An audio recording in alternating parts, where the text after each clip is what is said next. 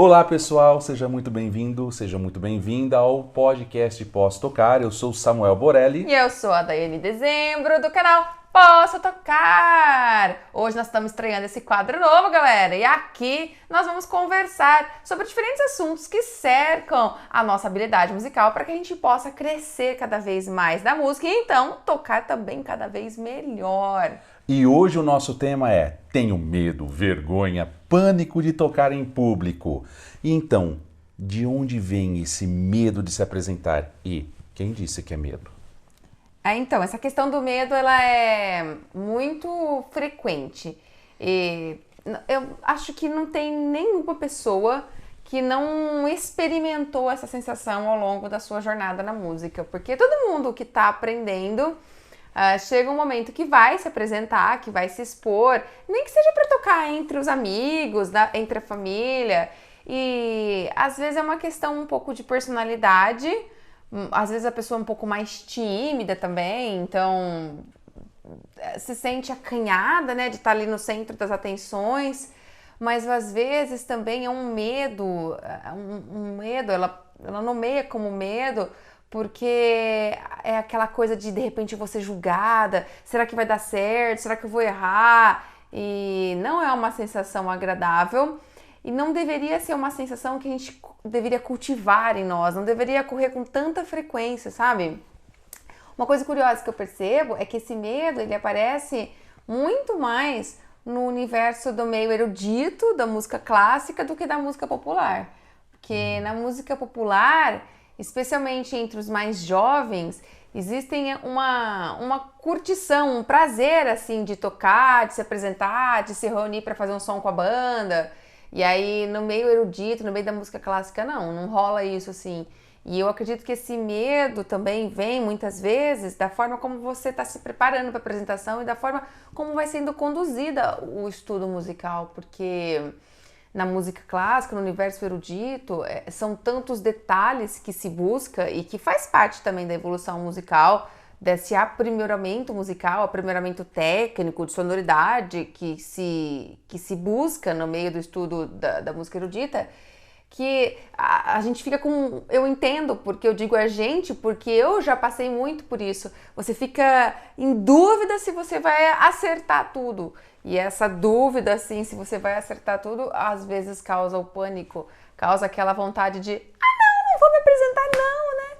Então, é bem frequente, não é uma sensação gostosa e pode atingir níveis complicados de travar a gente, assim, para tocar.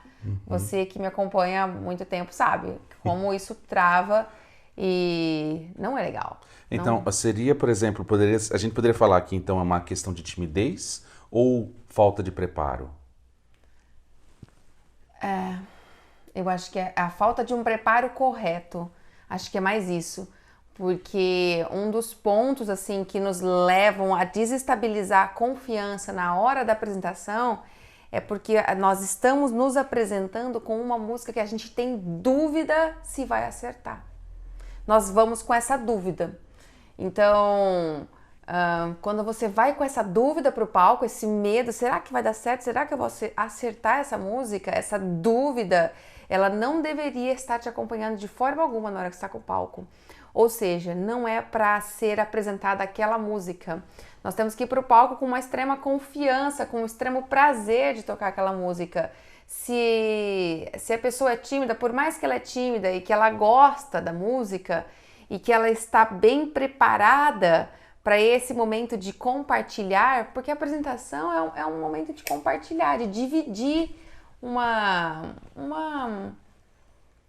coisa gostosa, uma coisa bonita que você aprendeu, que você gosta, e se você se sente confortável assim, e você foi preparado dentro desse aspecto, e eu digo assim, quando eu digo preparado, pelo seu professor, se teve estímulos desse compartilhamento já durante o dia a dia da sala de aula, se isso foi preparado, se não se gerou aquela expectativa gigante para aquele dia tão diferente, o dia da apresentação, um dia muito diferente, se foi preparado, ele realmente supera a questão da timidez, porque você se sente bem, você vivenciou essa partilha de forma natural. Acontece que, bem raro, É bem raro essa preparação, assim, dessa forma. O dia da apresentação musical acaba sendo aquele dia totalmente diferente da sua rotina.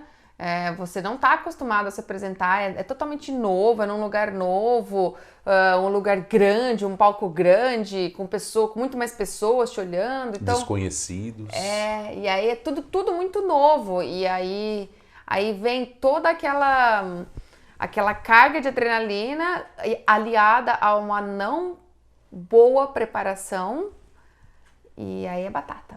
Aí é batata, o medo, sabe? O pânico, a trava. A gente pode colocar como medo mesmo, né? Porque aí você tem uma soma de fatores que estão alheios a ele, né? Ao músico, né? Aquela hora ali. Não é só assim, não é aquela coisa antes, eu tô com medo de subir no palco. Não, na realidade você já olha todo um monte de coisa que fica matutando na cabeça, né? São elementos que vão colaborando para te desestabilizar, porque é pelo novo, né? O novo sempre nos tira da zona de conforto. O novo causa essa ansiedade, essa incerteza. Então, nós vamos falar ainda um pouquinho mais aqui sobre como preparar melhor, assim, como seria isso. Mas quando há essa apresentação no dia a dia, quando há essa preparação para a apresentação, quando a apresentação não é algo, uau, super glamorizado, esse medo ele diminui consideravelmente e vem o prazer no lugar. Vem a certeza de que você está fazendo uma coisa legal, vem a certeza de que as pessoas estão curtindo, então é bem legal isso, assim. Bacana. E como foi a sua história com as apresentações, né? Apresentações musicais, o jeito que você... Como que você lidou com essa fase? Então, eu comecei a estudar piano pequena, então eu era criança e não tive apresentações logo no começo, porque eu até expliquei já no canal que eu fiz 2 anos de teoria, né? Minha professora de piano me deu 2 anos de aula sem relar no instrumento. Enfim, e aí depois eu comecei a fazer aula de instrumento, e aí eu fiquei mais 2 anos com ela e nunca fiz apresentação. Então eu fiz 4 anos de aula e nunca me apresentei. Depois, quando eu mudei pro conservatório, aí sim eu comecei a ter apresentações.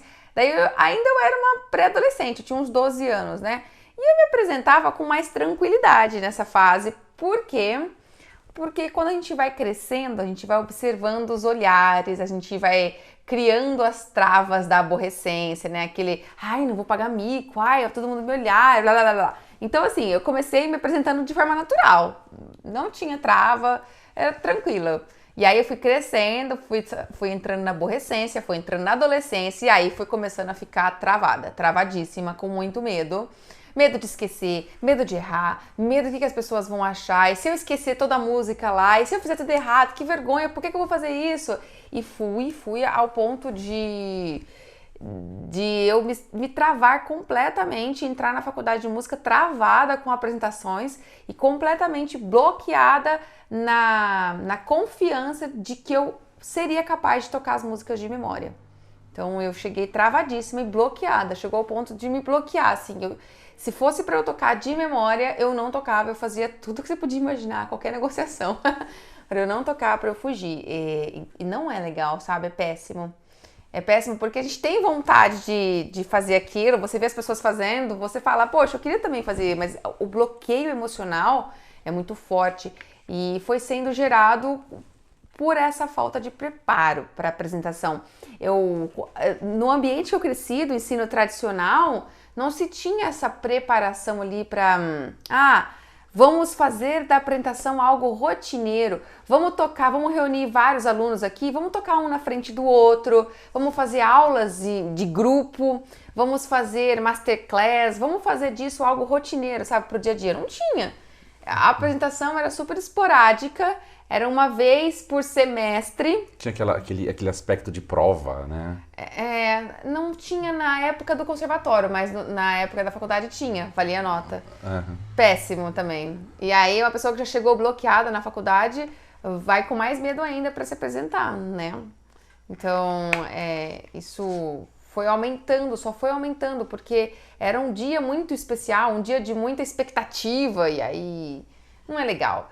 E, enfim, essa foi a minha história. E me incomodava muito, assim, porque eu observava essa diferença entre os meus colegas músicos da área do popular. A galera do popular, no dia de se apresentar, eles tinham um negócio, assim, eles falavam, meu, é hoje, é uma piração em cima do palco, vamos fazer um som, vamos improvisar, vamos fazer um negócio. E a galera do erudito, assim, ai meu Deus, é hoje a apresentação. Cara, e aí me incomodava, assim, eu falava, meu, por que acontece isso? Por que eu tenho vontade de fugir e esses caras loucos não veem a hora de subir no palco? Eu não entendo. Será que é porque é muito mais fácil? Será que é porque eles não tiveram alguma trava que eu tive? Será que eu fui culpado de alguma forma ou não? Me incomodava.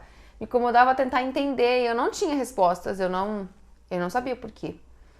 Mas hoje eu sei. E teve, assim, puxando a questão das travas também, porque a gente tocou muito em casamentos, né? Tem alguma relação casamento com o recital erudito? Então, uma relação completamente oposta. Foi daí que eu comecei a ter as minhas sacadas e os meus insights, assim, porque eu fugia de recital erudito como o diabo foge da cruz, né? Eu falava, meu Deus, não vou, não quero tocar, não quero me expor. Mas daí a galera falava, você toca super bem, você tem que tocar, vamos fazer um recital. Eu falava, não vou. E daí, tipo, pra tocar num casamento, que se você parar pra pensar um casamento, uma cerimônia que tem uma certa cobrança, uma certa expectativa, é o sonho de alguém, né? Tem um contrato atrás também. Tem um contrato, exatamente. Você tá é com um contrato. baita estímulo. É uma baita responsabilidade, né? Você, além do contrato, que envolve uma questão aí de prejuízo financeiro, mas além disso, pior que isso, é que você está lidando com o sonho de alguém, né? Então você está ali ajudando a construir o sonho de alguém. E você dá uma derrapada no momento de um sonho de alguém é péssimo, né? Você não tem como falar pra noiva, vai, volta que eu errei a música, entra de novo. E ao mesmo tempo que tem toda essa pressão, esse peso, essa responsabilidade nos momentos da cerimônia de casamento, eu tocava com a maior leveza e com a maior tranquilidade. Lógico que dá aquele friozinho na barriga, né? Aquela expectativa, mas assim, não me dava pânico de forma alguma. Eu curtia tocar, curto, e aí eu comecei a pensar assim, poxa, mas por que é isso, né? E aí começou a vir os meus insights, as minhas conversas comigo mesmo, que foram depois sendo corroboradas pelos estudos e pelas coisas que eu aprendi. Por quê? O que eu pensava? Poxa, quando eu vou tocar no casamento, o repertório que eu toco no casamento, ele é muito tranquilo. Ele está num nível técnico bem abaixo do meu nível técnico de domínio no piano. Então as músicas, o repertório que eu estudava, que eu estudo no piano clássico, são bem mais exigentes tecnicamente, muito mais, do que o repertório que eu ia tocar na cerimônia de casamento. Então assim, o que eu pensei? Cara, eu sei que eu sei. Eu não tenho a menor dúvida que eu sei tocar esse repertório aqui. Eu tocava, como dizem, com a mão nas coxas, né? Não sei se é assim a expressão, mas enfim. Pé nas costas. Assim que fala. Eu tocava super tranquila, porque eu não tinha dúvida que eu sabia tocar aquele repertório. Eu encarava ele como algo muito tranquilo pra mim. E daí eu comecei a pensar, cara, eu sei que eu sei, então eu não tenho dúvida. E aí, estudando e me especializando, quando eu me esbarrei com o ensino Suzuki musical, eu fui começando a perceber a diferença nessa questão da apresentação musical. Por quê? Como que é a abordagem Suzuki? Qual foi o olhar do Suzuki? A aula do Suzuki, a aula de instrumento, é uma aula aberta. É uma aula que os pais já participam, não fica apenas o professor e o aluno na sala de aula, aquela aula fechada, professor e aluno. Não, já fica logo do começo, professor, aluno e pai ou mãe que vem acompanhar o aluno. E se quiser entrar outro aluno e assistir a aula, se quiser entrar outro pai e assistir a aula, isso é super natural. Não tem trava nenhuma, nem do ponto de vista do professor, nem do aluno, é algo natural você tocar na frente de outras pessoas. E no ensino Suzuki também, além dessa aula individual, você tem uma aula em grupo. Você faz aula em grupo com o seu instrumento, com o seu professor e com outros colegas do instrumento. Então, com um grupo de diferentes idades, viu? Nesse grupo você pode estar alunos de 7 anos de idade, de 3, 4 anos de idade e adultos de 20, 30 anos. Não importa. A questão não é a idade, é o repertório que todos eles estão tocando em comum. Então, a aula em grupo é algo natural. Você tocar na frente de outras pessoas, você tocar com outras pessoas é algo diariamente tranquilo. E quando tem recital, vai ter um recital? Vai. O que vai tocar no recital? Esse mesmo repertório que já toca nas aulas em grupo, que já toca. O ensino tradicional também faz isso. O ensino tradicional toca o mesmo repertório que estuda na sala de aula. Não tem diferença. Agora, acontece o seguinte. Para que se exponha em público uma peça aprendida e tocada lá durante as aulas em grupo, no ensino Suzuki é apenas, só se expõe quando, só vai fazer isso quando essa peça você está tocando ela de olho fechado. Por quê? Como que acontece isso? No ensino Suzuki, você desenvolve um livro, você estuda um livro todo, por exemplo, o livro 1 do seu instrumento, e você começa a fazer o livro 2 e não deixa de tocar o livro 1. Você continua fazendo revisão e tocando o livro 1 inteirinho. Como, Dani? Nas aulas em grupo. Porque tem gente que está no livro 1 e tem gente que está no livro 3, na mesma aula em grupo. Então, quando vai tocar o repertório do livro 1, quem já está no livro 3 toca todo o repertório do livro 1 junto, entendeu? Então, vai revisando o repertório.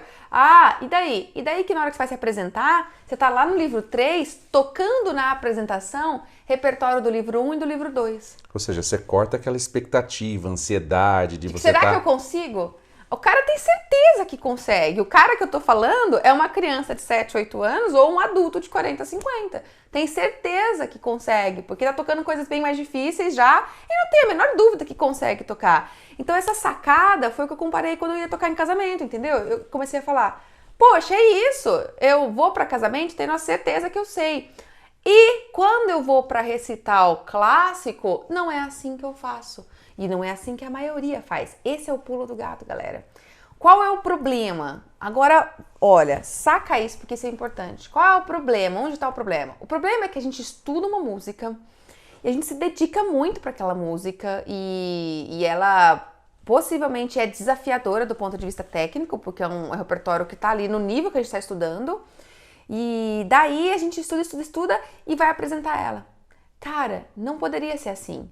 Essa música que você vai apresentar e que ela vai sofrer aquele momento da ansiedade, da expectativa, do expor em público, essa música você deveria ter tido duas situações para ela. A primeira, você deveria ter tido a oportunidade de tocar ela muito naturalmente, entre várias oportunidades de tocar em grupo, sem ser aquela expectativa do palco, e ela deveria ser uma música que você já toca há muito e muito tempo e que está bem abaixo do seu nível técnico atual. O problema é que a gente vai pro palco com uma música do nosso nível técnico atual, onde você sabe que você tem coisas que ainda não estão completamente dominadas e que você tem chance de errar. E aí, bem, você sabe. E quando você sabe, você não tem como enganar o seu consciente, o seu subconsciente, você sabe. E aí é quando as perninhas bombeiam. E tem aquela coisa também que às vezes tem professores que falam, você vai pegar, você vai tocar essa música porque eu quero que você toque essa música lá no dia. Não, mas aí o aluno não se sente confiante para aquilo. Ou então, muito comum, assim, aqui, o recital é daqui 2 meses, tá aqui, vamos tirar essa música pro recital. Nossa, isso é muito comum. Você tira a música pro recital, péssimo. Vai dando travas, entendeu? Então, o ponto central é esse. O recital não deveria ter essa coisa tão superestimada, deveria ser algo mais próximo do dia a dia, deveria se ter no dia a dia musical oportunidade de tocar com outras pessoas, vivenciar essa exposição, porque a exposição, ela não é só naquele momento que você subiu no palco, lá no alto, lá onde você está no ponto central de vista, a exposição é quando tem alguém do teu lado, e se você não está acostumado a tocar com alguém do teu lado, você vai sentir o mesmo nervoso na hora que você está lá, e não tem o preparo adequado, a probabilidade de alguma coisa dar errado é alta. E não tendo o preparo adequado para lidar com um erro, a probabilidade de vir bloqueios, como aconteceu comigo, é altíssima. E você vai ter um problema forte aí para quebrar esse bloqueio, porque não é fácil, tá? Experiência própria. Então, por que se apresentar faz parte? Porque a apresentação no meio da música tem que ser encarada como algo gostoso. Como eu falei que os músicos do popular encaram. E por que eles encaram como algo gostoso? Porque, galera, pensa, você vai estudar música porque você tem prazer de tocar. E porque você gosta de fazer som, você gosta daquele som que você produz com o teu instrumento, você gostava de ouvir aquela música, você gosta de tocar. Então, expor isso, levar isso até as outras pessoas é uma forma de você ter generosidade, de você ter partilha, de partilhar esse estado de graça, se a gente pode dizer assim, sabe? Esse bem-estar que você tem com você quer distribuir isso. A gente pode dizer que é uma espécie de uma caridade, assim, só que a gente nunca pensa nisso. A gente, até então, é um presente para os outros, né? Você tá levando para eles, é uma alegria que você tá tendo a oportunidade de levar esse momento, porque a música, ela realmente sublima. Ela sublima a energia, ela sublima o nosso estado emocional, ela nos contamina de um jeito muito forte, ela nos impacta, ela nos torna mais calmos ou mais agitados, depende da música. Então, você ter a oportunidade de dividir isso com alguém é um privilégio. E não deveria ser um momento onde você se sente em perigo de ser julgado ou em perigo de ser discriminado. Às vezes a gente acha que se acontecer algum erro, vai ser, nossa, né? Vai ser aquela coisa, meu Deus, que absurdo, eu errei um acorde. Nunca mais vou tocar na vida, nunca vão deixar eu tocar em algum lugar. E a gente tá falando com um tom de zoação, mas passa mesmo isso na cabeça. Dependendo do seu nível de bloqueio emocional, trava total, assim. Você começa a achar que você é péssimo, que você não nasceu para aquilo, e começa a vir aquelas coisas que a gente sempre fala aqui, que são essas crenças limitantes do talento nato, né? Só aqueles escolhidos por porque a pessoa que tem talento nato, ela não sofre para tocar, eu já pensei muito isso. Até então, cara, quem abriu meu olhar foi muito a filosofia Suzuki, ela abriu meu olhar, porque eu venho de uma escola tradicional de ensino, e o ensino tradicional tem seus méritos altíssimos, porque formou muita gente boa, mas o ensino tradicional tem seus méritos em formar traumas fortíssimos também. Então, essa ideia de que o cara que tem um talento nato, ele não sofre, cara, ele vai lá e ele sente o maior prazer do universo. E, na verdade, quando a gente fala essa frase, na verdade a gente está olhando a pontinha do iceberg, a gente não olhou como foi a formação musical desse cara, quão rico foi o estímulo para ele tocar em grupo de forma natural, como foi a preparação musical daquele repertório, o quanto aquele repertório está abaixo do nível técnico dele atual ou não, entendeu? A gente não consegue ver essas coisas, você olha a pontinha do iceberg e vai no comentário mais fácil. E geralmente é um comentário que vai te rebaixando, você vai sempre não, e tem umas curiosidades também, por exemplo, a gente vê, por exemplo, esses artistas super virtuosos, né, tocando, arrebentando no piano, a gente fala, uma pessoa dessa não tem receio de subir no palco e tudo mais, só que eu já ouvi frases assim, né, por tal acompanhando os outros produtores, você vê também vários documentários, alguns falam assim, olha, se eu perder o frio no estômago que eu sinto antes de subir no palco, eu paro de subir no palco. Né? Que acaba virando, esse sentimento, essa adrenalina que ele sente, acaba virando um motor para aquilo lá. E assim, você pode ser novo, mas, como eu posso colocar assim, você pode ser novo na música, mas essa ansiedade, esse medo que sente, essa insegurança que tem, muitos profissionais têm também. Muita gente, assim, de que você não imagina, cantores populares de sucesso e tudo mais, ficam super inseguros quando vão lançar um álbum novo, quando vão gravar alguma coisa nova, ficam perguntando se tá legal, se não tá. Só acompanhar os documentários também. E a gente tem casos que nós sabemos de músicos renomados, por exemplo, instrumentistas, que vão para o palco fazer recital solo e que precisam tomar remédio para baixar os batimentos cardíacos, são coisas perigosas, que inclusive, né, sério para a vida, traz risco cardíaco, enfim, e tomam. Por quê? Porque a adrenalina vem. Então, a adrenalina faz parte, né? Por mais que você simule já, e que eu tô falando, forneça essas condições da vivência da apresentação ser algo mais natural do dia a dia, por mais que você simule isso, de trazer a apresentação mais pro dia a dia, o dia do recital, dependendo aonde é esse recital, se é num teatro, se é em algum lugar diferente, algum lugar que tem um peso ali na sua carreira, é inevitável que você vai se sentir com a adrenalina à flor da pele, que você vai se sentir ansioso. Isso não tem dúvidas, isso não tem como não surgir, galera. Isso vai surgir, surge para qualquer um, tá? Agora, a questão é que essa adrenalina, ela não pode ser maior que o seu automatismo, que a sua capacidade de dominar aquele repertório. A adrenalina vai ter. A adrenalina vai vir, você vai tremer na base ali, mas você... E ela pode ser um motor, né? Ela pode ser uma coisa boa. Ela pode ser aquele que te dá um gás e fala, então vai, vamos, vamos. E então, pensando assim, nesse aspecto dessa construção diária, onde a gente poderia começar a se apresentar de uma forma segura, né? Eu sempre penso que a gente tem que encarar as apresentações como algo que vai ser acolhedor, que vai ser confortável. Uma partilha, né? Uma partilha. Então, de repente, não pensar, tipo, apresentações em concursos musicais. Existem concursos musicais. Nem sempre o concurso musical vai ser um ambiente onde você vai sentir que você está partilhando, que você está entre amigos, que você está fazendo uma coisa gostosa, entendeu? O ambiente do concurso musical, pelo próprio ambiente, não tem essa expectativa. Um concurso musical visa premiar algum e tirar outro do palco. Então, participar de concursos musicais, ao meu ver, vale a pena apenas quando você está muito preparado emocionalmente para o valor da participação, para tudo que aquilo que você se fez durante o momento de preparação para estar no concurso, para que isso valha mais do que a medalha que você pode ganhar ou não. Do contrário, o ambiente do concurso musical não vai ser um ambiente que vai fortalecer esse espírito de partilha, de acolhimento. Então, quando você percebe que a sua plateia é dos seus amigos, é dos seus professores, são de pessoas que te querem bem, de pessoas que não vão ali ficar julgando, Dani, mas eu sei que tem sempre alguém que vai torcer para eu tropeçar, para eu errar. O mundo é assim.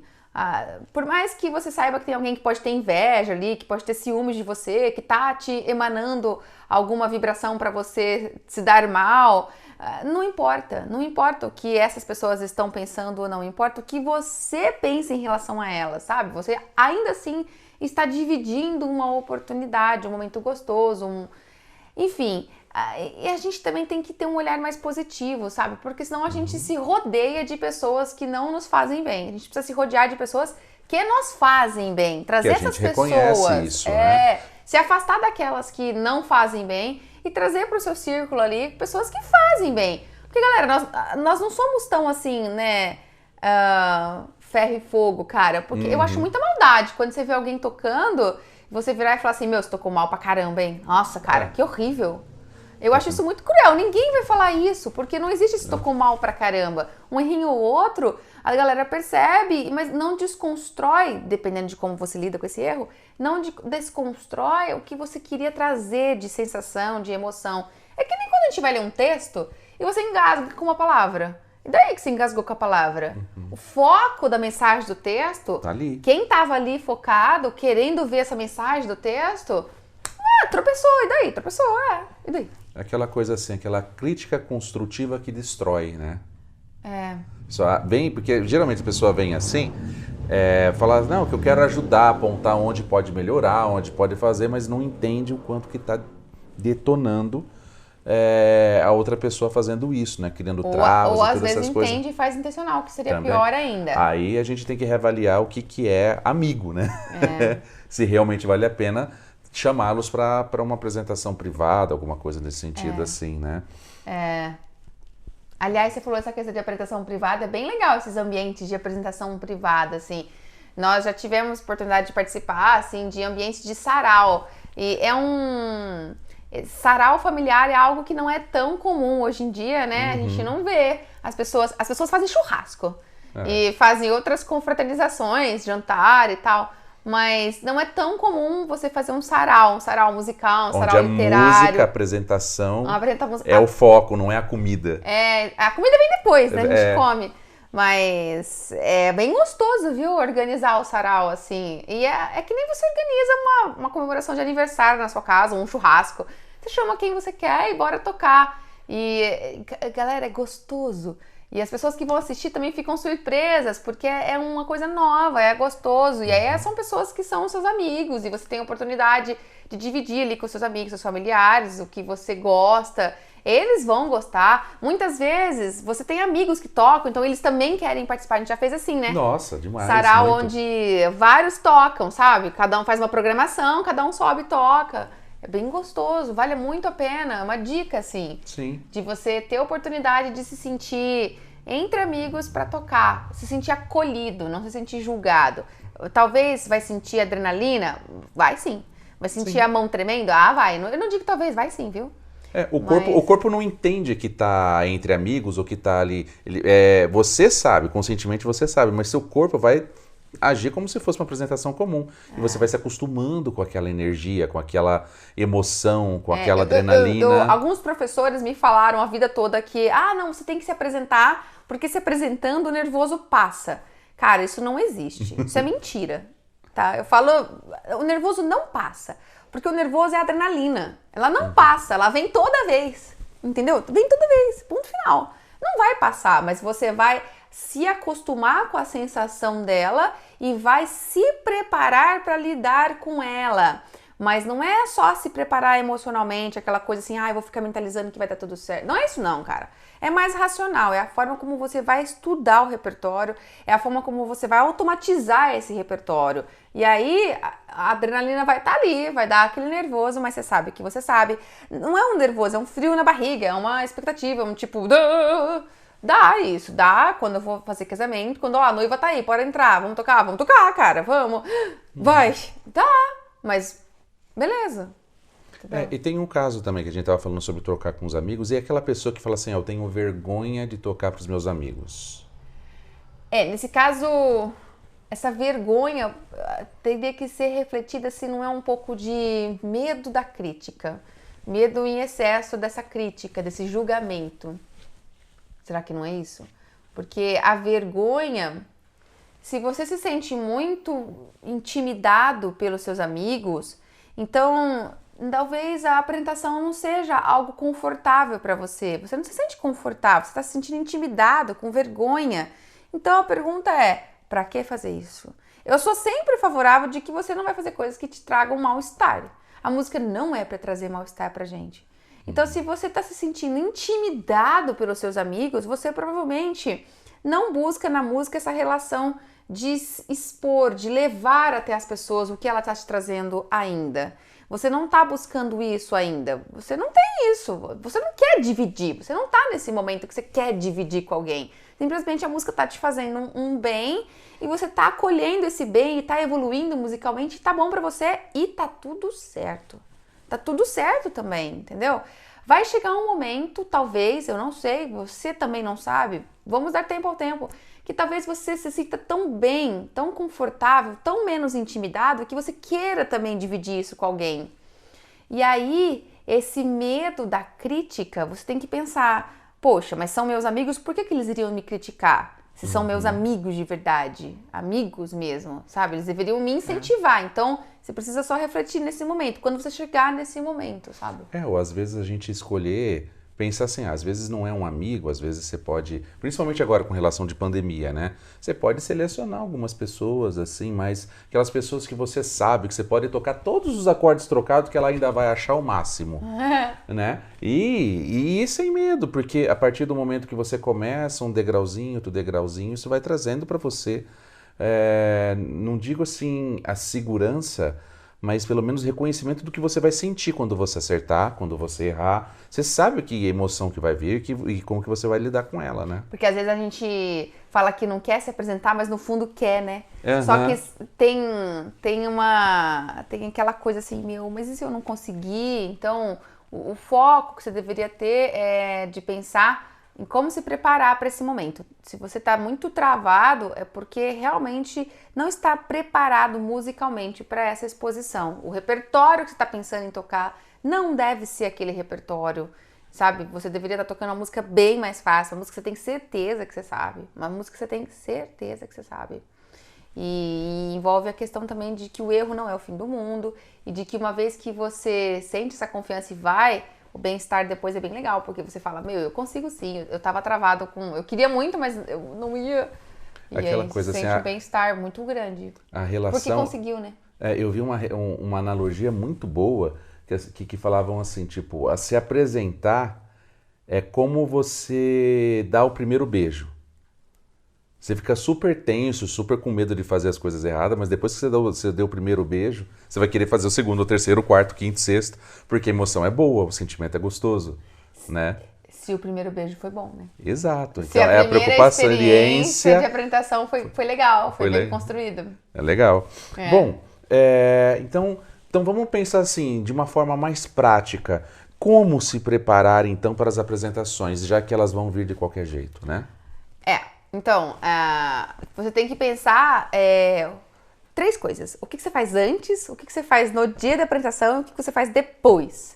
Porque assim, o que fazer antes? O ponto central do que fazer antes já falei, não me expor repertório, não se expor com repertórios, com músicas que são do seu nível técnico atual. Não exponha, não faça isso, você não precisa fazer isso. Não existe tanto repertório, com certeza, que está abaixo do seu nível técnico, que você poderia pegar e tocar com tranquilidade. Pegue e toque esse repertório. Não deixe de estudar o repertório, o desafiador, aquele repertório que vai continuar fazendo você subir cada vez mais e crescer no seu instrumento. Não deixe de estudar ele, mas não exponha ele em público nesse momento. Não é preciso. Você sempre vai tocar um repertório, você deveria, né? Não sempre, mas você deveria buscar tocar um repertório que você tem certeza que você sabe. Você tem certeza que você sabe, ok? Pense isso. E quando você tiver naquele repertório desafiador, a hora que esse repertório desafiador não for mais, você tiver num outro muito mais desafiador, daí você expõe esse aqui. Aí você leva em público, tá? Porque o nível de automatismo interfere na sua confiança. Ah, Dani, mas os grandes profissionais tocam coisas dificílimas. Vai saber o que eles estão estudando. Estudando coisas ainda mais difíceis, entendeu? Eles estão estudando, porque tocar é diferente de estudar, galera. Estudar é aquele momento que você vai pegar coisas que são totalmente fora da sua zona de conforto técnico, totalmente fora. Ou seja, o erro vai vir com mais frequência. O erro é natural, não é algo ruim. Ele faz parte do processo. Faz parte, porque você está ensinando o seu corpo a dominar aquela música, aquela passagem. Então você vai ficar engasgando enquanto você estuda. Isso qualquer um, por mais expert, por mais experiente e por mais profissional que já seja na música, tá? Então, estudar é isso, é você pegar um repertório que você vai ter que fazer ele por partes, do macro para o micro, vai ter que ir construindo, tendo paciência, com estratégias eficientes, ensinando o seu corpo a aprender aquilo.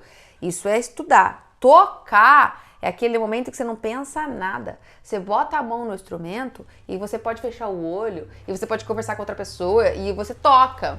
Porque tocar são coisas completamente automatizadas, você não pensa, e dá muito prazer. Tocar, quando você tá tocando repertório automatizado, repertório que você sabe, é muito bom. Uhum. É gostoso. A gente quer gostoso pra caramba. Quando você tá estudando repertório novo, desafiador, é chato, dá nervoso, não é tão legal, não. Mas quando esse repertório ficar automatizado, e a gente conversa sobre isso em outros temas, como automatizar, em outros vídeos, mas enfim, quando ele ficar automatizado, poxa, aí você vai sentir o mesmo prazer nele.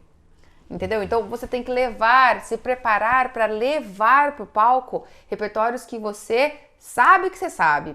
Corta essa coisa de aprender uma música e já ir com ela pro palco, tá? Eu sempre lembro aquilo que o Gava falava pra gente, né? Nosso professor de canto, né? O Wilson Gava. E ele comentava assim, até os improvisos, eles são preparados. São preparados, são ensaiados. Então, exatamente. Isso me faz lembrar uma outra coisa muito legal. Você, quando estiver em treinamento pra apresentação, uma dica que parece boba, mas que é bem legal, assim, se grave. Liga a câmera e vai, e toca. Porque, cara, a síndrome do botão REC é sensacional. Você liga o botãozinho REC pra gravar, ponta, fala, meu Deus, o que aconteceu? Então se grave, porque só o simples fato de você se gravar, ligar o botão REC, dá a pressão do vamos ver. Solta adrenalina no corpo na hora. Você faz. Ah! Então, É um pouquinho do gostinho que ele vai sentir na na hora, hora. né? Então você liga o repertório que você sabe, entendeu? Liga o botão REC ali. E pra quê também? Não só pra você sentir adrenalina, não só pra isso, mas pra você depois pegar essa tua gravação e analisar a tua performance. Ouvir o que você tá fazendo. Porque nós não ouvimos muito bem o que a gente toca. E olha, você deve ter me ouvido agora e falado, ela surtou. A gente não ouve o que a gente toca? Cara, a gente não ouve. O que a gente ouve é diferente do que a gente está realmente produzindo. O nosso nível de consciência auditiva tem que ser estimulada por uma análise. Você tem que pegar a tua gravação e analisar. Porque você vai ver, a hora que você pegar a tua gravação e analisar, com certeza você vai fazer assim, eu tô fazendo isso? Não tava não. E você não percebeu que tava fazendo isso. Então, se gravar é um momento de analisar e aí querer sempre fazer melhor e melhor. Se grave, tá? Isso me lembra também, por exemplo, para ilustrar melhor essa situação, só você lembrar daqueles shows de calouros, aqueles que vai o pessoal lá se apresentar, cantar, que há um tempo atrás era muito mais, acontecia demais. O pessoal ir lá para tomar bronca dos jurados, né? Que era mostrar e exibir o quanto a pessoa cantava ruim. Mas para aquela pessoa que estava cantando ruim, ela achava que ela estava arrasando antes. Né? Então você vê assim, aquela coisa que a pessoa é um simples exercício, se escuta. Né? Que aí com isso você começa a se analisar mais friamente, você já começa a olhar de fora, né? Um outro olhar, com outro ouvido quando você se analisa. É importante. E uma dica que eu costumo dar para as meninas e para as meninas pianistas, eu não sei se nos outros instrumentos vai interferir tanto, mas para as pianistas interfere muito. Porque quando a gente está estudando piano no dia a dia, a gente toca piano descalço, de chinela havaiana, de tênis, do que tiver. Mas quando a gente vai se apresentar, a gente bota salto. Daí, galera, quando você bota salto, o universo muda. Meu, o universo muda. Usar pedal com salto, com o pé assim, e com saltos desse tamanho, parece bobo, mas não. Então, assim, se for possível, coloca, quando estiver chegando mais próximo da apresentação, usa a roupa, o sapato que você vai usar no dia da apresentação. Coloca essa roupa em casa, coloca esse sapato, estuda com ele. No piano isso é essencial, por causa da pedalização, tá? Instrumentos como órgão, não tem, já estuda com o sapato que você vai se apresentar, porque precisa usar a pedaleira. E eu não sei como que é isso, não sei se de certa forma isso interfere ou não tanto, eu acredito, com os outros instrumentos. Mas o fato de você já preparar aquela roupa, sabe? Pensar, estudar com aquela roupa, coisas acontecem quando a gente coloca uma roupa só no dia e vai tocar. Coisas acontecem, é verdade, porque a gente não estava ensaiando com aquela roupa. Você já parou a pensar nisso? Tenho certeza que não. É algo super simples, mas faz diferença. Então, isso são minhas dicas. Essas de se gravar e de pensar na roupa são dicas que ajudam muito, mas que se você não fizer a dica essencial de vir para repertório que realmente você pode se expor, essas outras duas não resolve. E isso é o que você tem que fazer antes da apresentação, tá? E o que faz no dia? No dia, você vai acordar com a adrenalina assim, fala, é o dia! Uhul! Tá, é o dia. Então, não pira, dentro do possível, tá? Não pira. Não começa a tocar que nem um louco, porque no dia a tendência é tocar, você começa a tocar. Você levanta, vai tocar. Na hora do almoço você vai tocar, e você começa a tocar. E cara, cada vez que você toca, se você não fez o primeiro passo, que é pegar um repertório que tem certeza que você sabe, se você não fez isso, cada vez que você toca no dia, você erra. Daí, aí o relógio vai chegando, vai dando o horário da apresentação, você vai entrando em pânico. Então, no dia, relaxa, você sabe que você sabe, você se preparou para aquele repertório, sabe? Você se preparou para aquele repertório, então você sabe que você sabe. E daí, no dia, você vai estudar naquele teu horário normal de estudar. Chega, só, vai ficar tocando o dia inteiro. Você sabe que você sabe. Não precisa pirar e alimentar essa ansiedade, ok? Não precisa. Você tem que se policiar na rotina de horário, do que você vai fazer ali no dia, tá? Pra não ficar realmente pitolado e alimentar a expectativa e a ansiedade, porque vai dar zica. Quantas vezes a gente já participou de recitais em que alguns alunos, aos 45 do segundo tempo, ele liga falando, eu não vou. É. Né? Porque até então ele não tinha cedido a isso daí. Eu vou. Aí ele começa a fazer todas essas coisas no dia Provavelmente. aí acaba se sabotando. E aí você falou que também a gente tem algumas coisas para fazer depois. É, então, essa quase ninguém pensa. Porque a hora que passou a apresentação, você tá numa super adrenalina gostosa, porque você curtiu ou não, porque aconteceu talvez alguma coisinha ali que você não gostou e te frustrou. De qualquer forma, você tá com alguma sensação. E aí a sua reação é tipo, ir embora, vou comemorar, ou então vou embora, vou dormir, chega, tá? E é isso aí. O que a gente deveria fazer logo depois da apresentação é tocar novamente. Mas, galera, quem faz isso? Você já fez isso? Já fez? Você já fez isso? Cara, por quê, Dani? Especialmente se alguma coisa deu errada, quando você tem a frieza de chegar em casa e tocar, é um momento perfeito para você ensinar o seu cérebro a como acertar aquela coisinha que deu errado. Mas você só consegue fazer isso quando você lida emocionalmente com o erro de forma natural. O erro não é algo que vai ser super julgado, você não tá no concurso, não tá valendo nota, você não vai receber tomate na cara. Não, o erro, ele foi uma coisa que aconteceu ali durante a apresentação, porque possivelmente você não tinha sedimentado algum automatismo numa passagem ali. Tinha um buraquinho de automatismo naquela passagem, daquela música. E não estava sedimentado, não estava com cimento ali preenchido, entendeu? E teve um buraco. E quando teve esse buraco, veio a adrenalina e o buraco apareceu. Aparece, a adrenalina joga. Então, o que você deveria fazer é, nesse momento, chegar em casa, tocar e analisar friamente. Poxa, aqui eu deveria ter feito isso. Foi porque encontrar o porquê. O porquê que errou. Foi por causa desse dedo. Eu deveria ter feito esse dedo fazer isso, ele não fez. Isso é essencial para você ensinar a sua mão e daí para frente ela acertar aquele trecho ali. Você nunca mais esquece. Não ficar se martirizando, entendeu? Não é para se martirizar. Lembra que você tem uma mensagem muito maior do que uma nota apressada, do que uma escala que você errou. A mensagem que está compartilhando é muito maior, o foco é muito maior. Mas depois é só para você ter a oportunidade de não engavetar isso. Você tá lembrando, tá fresquinho o lugar que você confundiu. Então você chega e ensina. Mas a gente tem que realmente... É um momento que a autocrítica tá mais viva, né? Exatamente. Só que você tem que ter realmente um mindset, não um mindset fixo. Você tem que ter um mindset de crescimento. Porque se você tiver um mindset fixo, você não vai fazer isso nunca. Pelo contrário, você vai se acabar, você vai derrotar a sua autoestima, assim, você vai se julgar, você vai se depreciar, você vai achar que você não serve para isso, que é por isso que você errou. Quando você tem um mindset de crescimento, você enxerga o erro como uma oportunidade mesmo. E você fala, poxa, eu errei ali, peraí, deixa eu reavaliar. Tá, legal. Tá, legal. Na próxima eu acerto isso aqui. E beleza, vida que continua, vida que segue. Sua mensagem foi dada. A galera curtiu a mensagem, entendeu? Você passou a mensagem.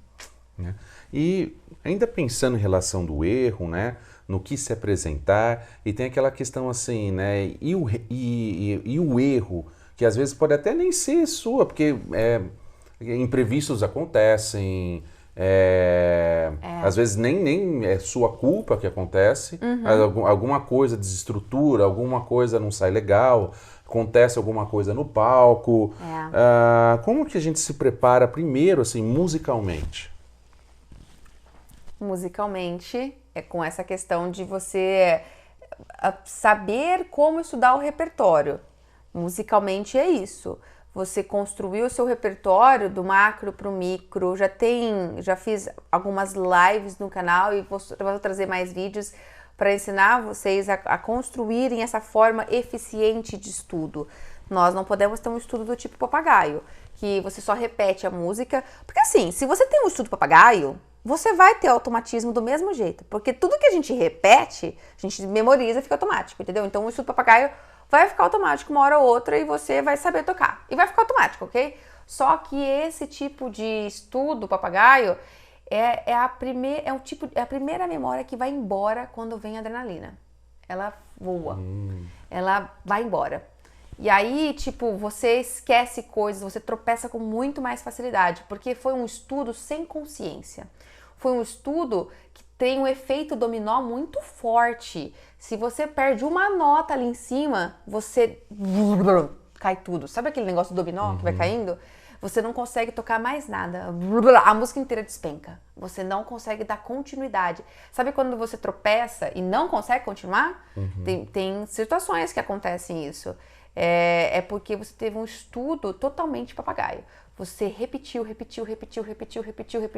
e você foi muito esforçado, você repetiu inúmeras vezes, mas é um estudo que te faz ficar à mercê da emoção, da ansiedade, da adrenalina. E aí ficou com ansiedade, ficou nervoso, ficou com adrenalina no corpo, soltou uma pecinha lá, soltou uma nota, um trecho, não consegue mais continuar, não consegue, tem que pegar do começo, aí a pessoa se desestabiliza toda. Então, assim, musicalmente, você tem que ter um tipo de estudo mais eficiente, mais estratégico, mais inteligente, um estudo que estuda música por partes, que vai construindo estratégias de aprendizado, que não é papagaio, é totalmente o oposto do estudo papagaio. Por quê? Porque aí você não tem o efeito dominó. Porque aí, tipo, soltou uma estaca lá em cima, você se perdeu num acorde aqui, o nível de estudo, de consciência musical que você teve durante o teu estudo, você sabe, mesmo que estava automatizado, você não estava pensando nada. Mas na hora que perdeu, volta a consciência e fala, eu tinha que estar em sol maior. Você volta para sol maior. Porque você refletiu, porque você pensou durante o seu estudo que você deveria estar em sol maior. Quando você tem um estudo papagaio, sei lá, sabe? Se você tá lá tendo em sol maior, você não tá pensando nada disso, você tá pensando só em nota. Você faz uma nota atrás da outra. Você não pensa se é sol maior, se tá modulando, se tá fazendo uma cadência. Você não pensa nada disso quando você tá no estudo automático. Do tipo papagaio, entendeu? É onde que o erro... O erro surge como um problemaço ali. Ele surge como um problema gigante. Aí você capota. E aí você não consegue se reerguer, entendeu? E ir pra apresentação com medo de errar? Tá indo com o repertório errado. O fato de você tá indo com medo de errar é um sinal de que você tá indo com o repertório errado, com a música errada. Não é pra estar apresentando aquela música. Você tem dúvida se você consegue tocar ela. Não era pra estar levando ela. Você tem que ir pra apresentação, conforme eu já falei, com a música que você tem certeza que você sabe. E que se você errar, tudo bem. Tudo bem, você já analisou, você teve um estudo eficiente, a vida que segue, você vai continuar dali pra frente, entendeu? Nós temos o privilégio de estar falando de música. Nós não estamos falando de uma cirurgia neurológica, porque existem áreas e situações na vida onde você não pode errar. Porque aí você está lidando com uma situação muito complexa. Imagina um cirurgião né, que vai fazer uma cirurgia no cérebro, daí ele vai com medo de errar. Meu, que medo de ser o paciente desse cirurgião, né? Porque ele realmente não pode errar. Existem muitas coisas ali em jogo, muitas coisas sérias. É um risco muito grande. Agora, cara, o que a gente tem de risco se a gente tropeçar numa nota? Por que essa dimensão tão pesada de tropeçar numa nota? O que vai afetar? Vai afetar o nosso ego, vai afetar a nossa... Sabe, eu tenho uma expressão que eu falo para os meus alunos, enfim, eu falava, né, quando eu estava dando aula presencial, e aí eu falava para os meus crianças, e uma vez eu recebi uma resposta muito bacana, eu falei, vai, toca, pode tocar para mim, se você errar tudo, não dói? O máximo que pode acontecer, eu falei para esse meu aluno, né? Eu falei para ele, o máximo que pode acontecer é você errar tudo.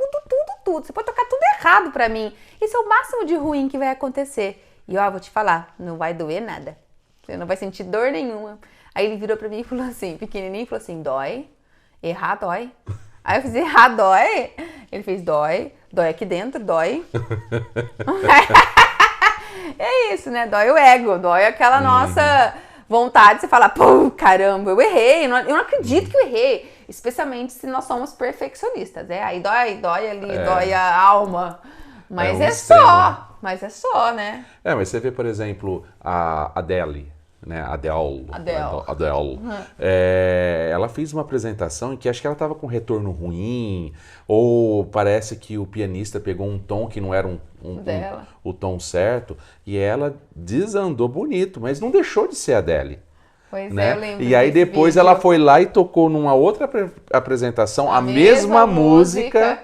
Pra falar, eu sei fazer isso. É assim, não deixou de ser a diva que é, não deixou de ser o profissional, o músico que é. Isso aí. Né? Nós somos humanos. E nós temos dias e dias. Às vezes a gente não tá bem também num dia, entendeu? E a música tem isso, assim, é muito forte. Isso eu tenho uma consciência muito forte. Quando nós não estamos bem, a música transparece. A música transparece porque música lida com a nossa alma. Então, se a nossa alma tá inquieta, se a alma não tá bem, isso vem, sabe? Então, é uma coisa que você dominava, de repente você começa a tropeçar. E não tem nada pra corrigir nessa música. Não tem nada. Você tem que corrigir o que tá em você ali, inquieto. Aí as coisas fluem. Então, errou. Né? E se faltar coragem? Mas espera, eu tenho que falar uma coisa. Errou, tá tudo bem, numa situação de apresentação, tá? Vida que segue. Eu não tô falando isso na parte de estudo. Errou, dane-se que eu tô errando. Não, pera aí lá, hein? Não vamos confundir, tá bom? Agora vamos seguir. Então fica uma chave legal, assim. O estudo é mais importante que a apresentação. Em relação a lidar com o erro. Claro, o estudo te prepara para buscar o acerto o tempo todo. O tempo todo. Então, por que você buscar... A forma de estudar, como eu falei, se você não tem um estudo papagaio, você realmente constrói um estudo eficiente, automatiza de forma eficiente e a probabilidade de vir erros é muito menor. Muito menor. Muito. A frequência certa no estudo leva à excelência na apresentação.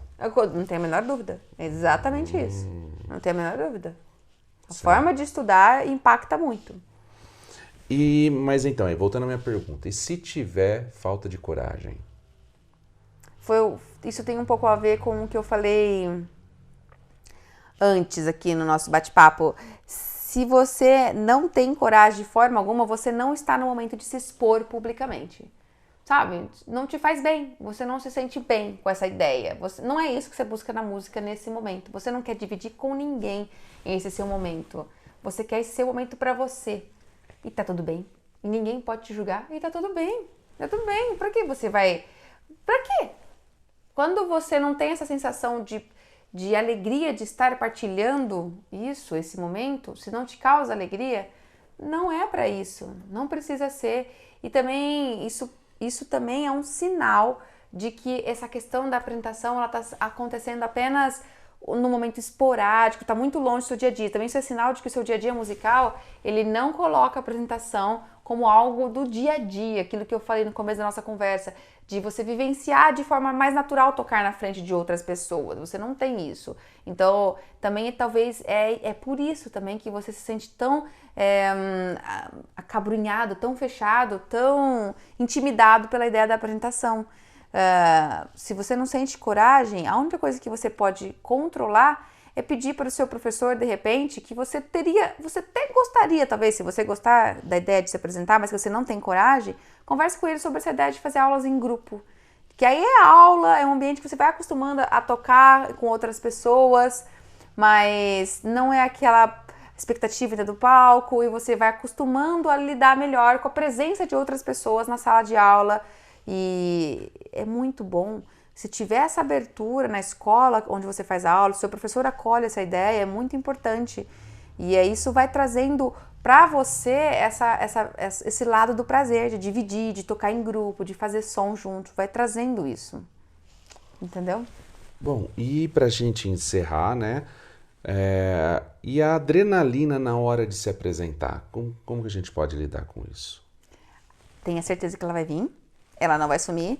Ela vai ficar com você, a sua companheira, tá? Todas as vezes. E, como eu falei, você tem que ter firmeza do teu propósito ali e da sua capacidade, sabe? Você tem que ter certeza de que, cara, eu sei fazer isso.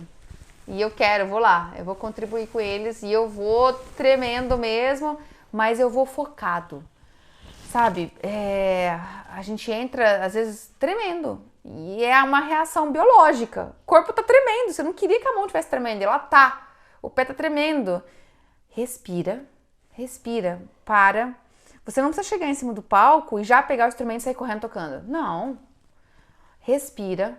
Respira. O palco é seu. Você só começa a tocar quando você estiver se sentindo preparado. Respira. No tempo que você precisar ali, se concentra na música. Às vezes a gente chega também pra tocar em cima do palco e a gente já começa a tocar. A gente já bate a mão no acorde e já vai. Nós não pensamos na música antes. A gente não mentaliza a música antes que a gente vai tocar. Você não se conecta, não concentra nela. Então para, respira, mentaliza a música, cantarola ela na sua cabeça. Cantarola a melodia, como é? O que você vai fazer? O que eu vou fazer? É isso aqui? Porque isso vai trazendo para você um controle maior da sua concentração. E aí você está concentrado, esse tremor ele vai diminuindo, porque você vai trazendo o seu foco para a concentração, para aquele momento da música. Aí sim, bota a mão no instrumento e vai. E vai. Vai. Lembra sempre, a adrenalina e o nervoso, a expectativa não vai sumir. Por mais que você toque, ok? Não vai sumir. O que vai sumir é a dúvida se você é capaz. Se você tiver um bom preparo, se você estiver indo com o repertório certo. Isso vai subir. Você vai ter certeza que você é capaz, que você domina aquela música, ok? A adrenalina você vai ter. Não sobe correndo em cima do palco, já pega e sai, não. Se concentra, respira e aí vai. E vai valer a pena, porque, cara, é tão gostoso quando você vê as pessoas te olhando, te admirando, te aplaudindo, ficando feliz, e as pessoas vêm falar, poxa, que legal, é gostoso. É de verdade gostoso, você se sente importante, a vaidade sobe um pouquinho assim, aí depois você fala, para de ser vaidosa, não, bora ser humilde, né? Mas é gostoso, é gostoso. Bom, então a gente termina agora o nosso bate-papo, nosso primeiro podcast. Posso tocar? Espero que vocês tenham gostado, não é? Sim, se você curte gostou. Aí, curte, compartilha. Se você estiver vendo no Instagram, segue o nosso perfil. É verdade. Né? Clica aí na nossa bio, tem todas as nossas redes aí, todos os nossos canais, o nosso grupo do Telegram. Tem, enfim, todos os nossos canais, YouTube. Se você estiver vendo no YouTube, se inscreve no nosso canal! Deixe um like, que a gente gosta. Se você não se inscrever, você vai cada vez ter mais medo de tocar. Olha, como é que é a irmã Selma? Você olha e acontece? É isso. E a gente se encontra nos próximos podcasts, hein? Fiquem com Deus. Pratiquem essas dicas e depois comentem aí o que vocês acharam, tá? Deem sugestão para os próximos podcasts. É verdade! Pode mandar aí, vou curtir. Show? Show, Fui! até mais!